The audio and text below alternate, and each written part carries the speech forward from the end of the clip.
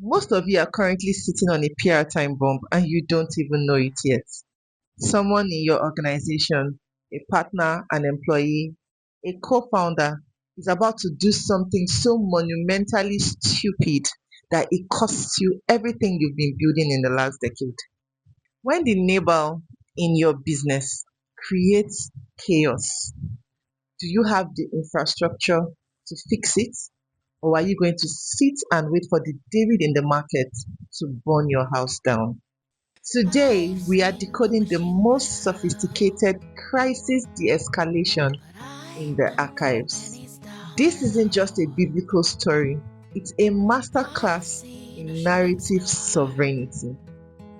Let's look at the data. David, with over 600 armed soldiers and a rising political brand, asks for a simple favor. Nabal, a wealthy but foolish businessman, responds with an insult.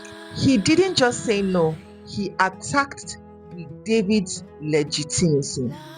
In 2026, this can be likened to a CEO tweeting something very offensive to a major demographic. The crisis isn't the insult, the crisis is the respond gap. Nabal thought his bank balance would clear him. He forgot that in a volatile market, your reputation is the only currency that clears. Now enters Abigail. The moment she hears the news, she doesn't call for a committee meeting. She doesn't wait for Nabal to apologize. She understands the law of first strike and jumps into action promptly. Most brands go into hiding in conflicts. They quickly turn off the comment section and prevent followers from engaging them. They put out a vague PDF statement 3 days later. Abigail did the exact opposite. She met David on the road. She intercepted the anger before it got to her front door. If you wait for the problem to reach your front door before you engage, you've lost the plot already. To control the narrative, you must meet the problem where it lives. Abigail didn't just show up empty-handed. She brought 200 loaves of bread, 2 skins of wine, and 5 dressed ships. In PR, we call this substantive redress. An apology without an offering is just noise. If your brand makes a mistake, don't just say we value our customers. Show receipts. Refund the money. Fix the glitch.